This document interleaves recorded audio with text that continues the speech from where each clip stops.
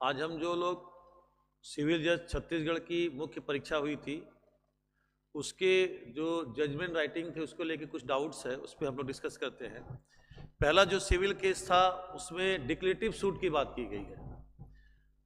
Declarative suit में और injunction की डिमांड की गई है, यानी वादी ने घोषणात्मक वाद और व्यादेश की मांग किया है। इसका जो इशू फ्रेमिंग होगा, सबसे पहला इशू यही होगा कि whether suit is under value और नॉट, तो वाद क्या जो है वो पर्याप्त न्याय शुल्क के लिए निक्षेपित किया गया है। Whether suit is under value, इसमें क्लियरली मेंशन है कि जो कोर्ट फी का सेक्शन 7 क्लाज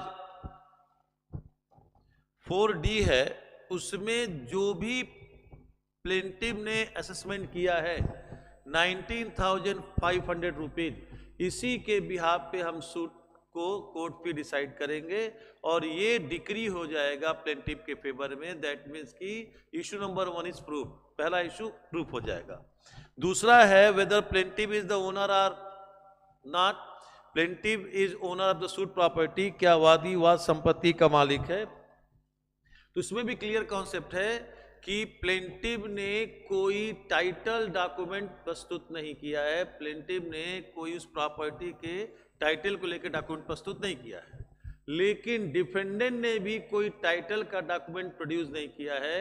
डिफेंडेंट ने जो रिकॉर्ड ऑफ राइट्स, अधिकार अभिलेख, या जो फैमिली पेडिग्री या वंश वृक्षावली बनाया है, ये दोनों रेनू सब्जेक्ट है। और सुप्रीम कोर्ट ने अपने कई जजमेंट बोल चुका है कि रेनू जजमेंट जो रेनू रिकॉर्ड्स हैं वो टाइटल के लिए कोई एविडेंस के रूप में यूज नहीं होंगे, इसलिए डिफेंडेंट द्वारा प्रोड्यूस ये डॉक्यूमेंट किसी प्रकार से उसके टाइटल को स्टेब्लिश करने के लिए पर्याप्त नहीं है। और प्लेंटिव ने भी कोई जो है टाइटल का एविडेंस नहीं दिया है, लेकिन by the different documents plaintiff is the possessor of the suit property, वादी स्वाद संपत्ति पर कब्जाधारी है और उसके कब्जा कैसे आया, किस प्रकार आया, स्टेब्लिश तो नहीं हुआ है।